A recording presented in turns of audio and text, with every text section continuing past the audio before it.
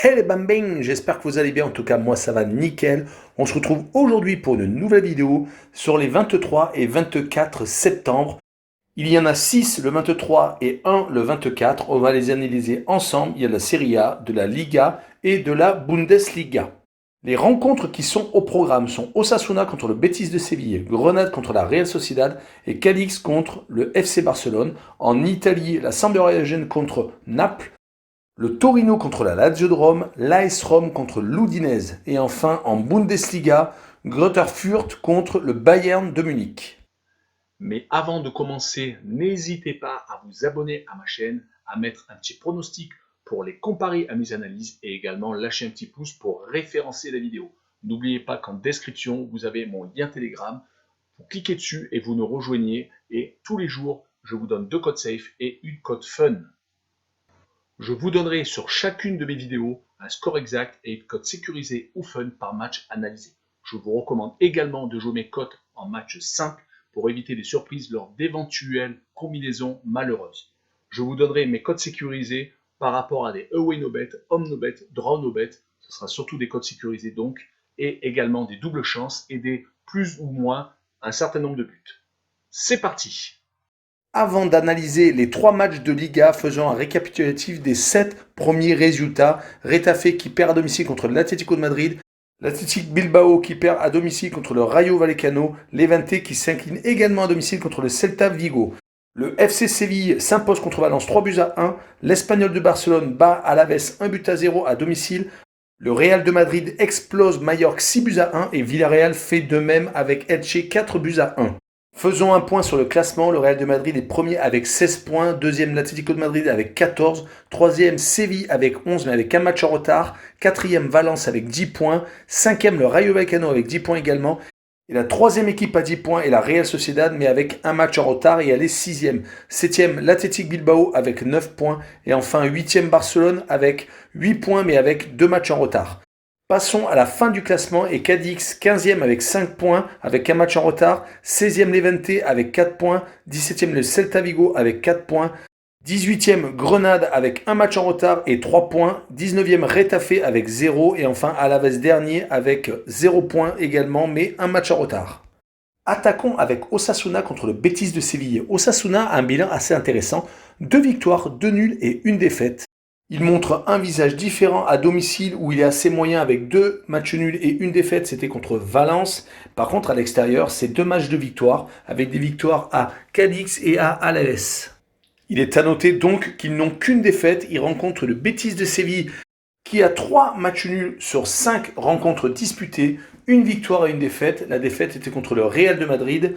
On notera une petite déception sur le 2-2 enregistré contre l'Espagnol de Barcelone où ils ont été rejoints dans les dernières minutes des arrêts de jeu. Ça leur aurait permis de basculer au niveau du FC Barcelone, donc c'est-à-dire vers la 7-8e place.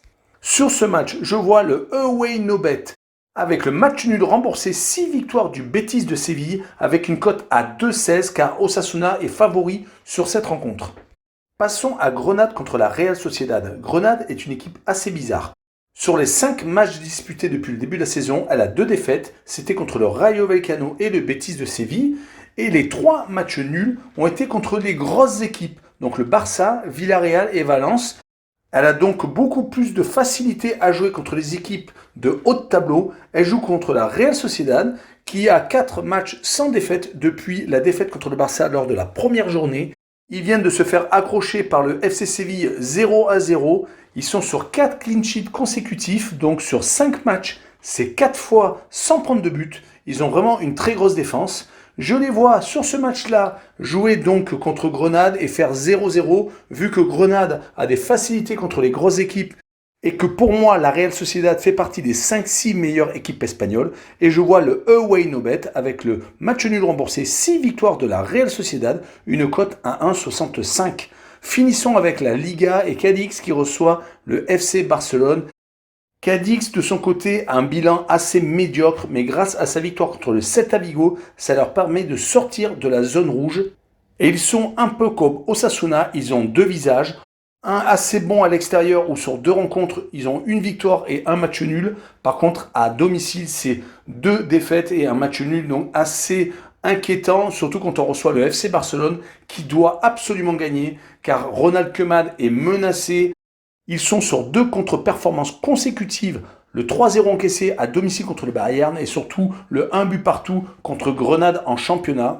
Une nouvelle défaite serait compliquée à expliquer. En tout cas, pour l'instant, ils n'ont réalisé qu'un seul match à l'extérieur. C'était à Bilbao et c'était 1 but partout. Là, je les vois s'imposer 2-1 et je vois le plus de 1,5 but pour Barcelone, une cote à 1,50. Continuons avec la Serie A et avant d'analyser les 3 matchs que je vous propose, faisons le point sur les autres résultats de cette 5e journée. Bologne a fait match nul contre le Genoa.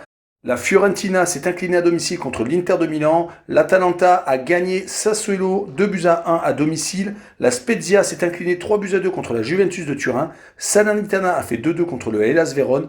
L'AC Milan a gagné 2-0 contre Venise. Et enfin, Empoli s'est imposé à Cagliari 2-0. Ce qui donne au classement l'Inter de Milan premier avec 13 points, deuxième le Milan AC avec 13 points, troisième Naples avec 12 mais avec un match en retard, quatrième l'Atalanta de Bergame avec 10 points, cinquième l'AS Rome avec 9 points mais avec un match en retard, sixième la Fiorentina avec le même nombre de points que l'AS Rome, septième Bologne avec 8 points et enfin huitième la Lazio de Rome avec 7 points mais avec un match en retard. Passons à la fin du classement, 16e le Genoa avec 4 points, 17e la Spezia avec 4 points également, 18e Venise avec 3, 19e Cagliari avec 2 points et enfin dernier Salernitana avec 1 point. Attaquons avec la Sampdoria de Gênes qui joue contre Naples. La Sampdoria a eu un début de saison assez costaud avec des grosses écuries rencontrées, le Milan AC où ils ont malheureusement perdu d'entrée de jeu, l'Inter de Milan et Sassuolo où ils ont fait 2 matchs nuls, donc ils avaient commencé par 3 matchs sans victoire. Mais la victoire contre Empoli 3-0 a dégagé le ciel de la Samp. Ils jouent malheureusement contre Naples qui est l'équipe en forme. 4 matchs, 4 victoires, ils sont en pleine bourre. Ils ont battu la Juventus de Turin 2-1 après les avoir renversés. Ils ont fait 2-2 en Ligue des Champions contre Leicester après avoir été menés 2-0. Franchement, est-ce qu'ils vont tenir la distance car Naples a tendance à souvent partir à fond mais malheureusement n'obtiennent pas le titre de champion d'Italie en fin de saison. Sur ce match-là, je vois les 2 équipes s'accrocher, je vois le 1 but partout, je vois la série de Naples s'arrêter et je vois les 2 équipes marquer une cote à 1,70. Continuons avec le Torino qui rencontre la Lazio de Rome. La deuxième équipe de Turin s'est réveillée après 2 défaites lors des 2 premières journées contre l'Atalanta et la Fiorentina.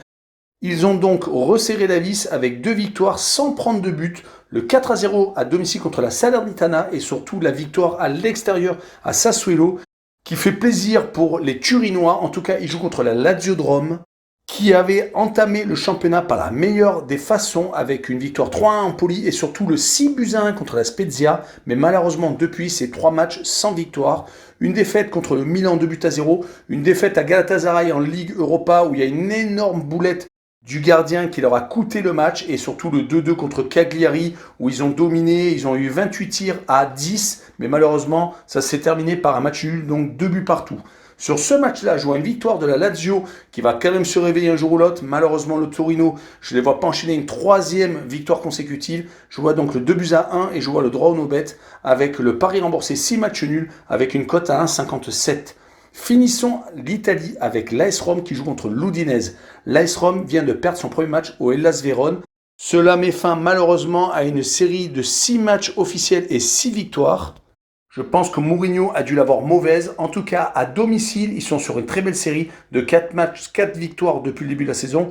Que des victoires assez convaincantes d'ailleurs. Donc, ils jouent contre l'Udinese qui a réalisé un bon début de championnat avec 2 victoires et un nul. Le nul ayant été obtenu contre la Juventus, revenant au score et égalisant donc après avoir été mené 2-0. Malheureusement, leur match au sommet contre Naples, la dernière journée, s'est terminé par une victoire assez cinglante des Napolitains, 4-0. Il n'y a pas eu photo. Sur ce match, je vois malheureusement l'Udinese s'incliner à l'AS Rome 3-1 et je vois le plus de 2,5 buts sur le match, une cote à 1,57. Finissons avec la Bundesliga avec le dernier Greuther Fürth qui rencontre le Bayern de Munich qui est premier du classement. Ça va être compliqué pour les promus car leur début de saison est assez catastrophique. Un seul match nul contre l'Arminia Bielefeld et 4 défaites avec un 5-1 encaissé à Stuttgart, un 3-0 encaissé à Mayence, un 2-0 contre Wolfsburg et enfin un 2-1 contre le Hertha Berlin. Ils ont encaissé 13 buts sur les 5 premières rencontres, en ont marqué malheureusement que 3. Ça va être dur donc de contrer le Bayern de Munich qui de son côté réalise un gros début de saison. Ça avait commencé tout doucement avec un 1 but partout à Mönchengladbach lors de la première journée. Mais depuis, leur attaque est monumentale. 3 buts marqués au moins par match. Ils sont même allés jusqu'à mettre un 7-0 à Bochum et un 5-0 au Hertha Berlin. Donc c'est vraiment compliqué de les jouer. Je ne parle pas de la Coupe d'Allemagne où ils ont mis un 12-0 contre une équipe de Brême. Ils restent sur 31 buts marqués en 5 rencontres. Donc que dire sur mon pronostic? Je vois une victoire du Bayern de Munich 4-0 et je vois le plus de 3,5 buts pour le Bayern de Munich, une cote à 1,82. Voilà, on en a fini avec cette vidéo. N'hésitez pas à venir nous rejoindre sur Telegram, le lien est en description. Et surtout, abonnez-vous, on est de plus en plus nombreux et je vous en remercierai tout le temps. Ciao les bang bang!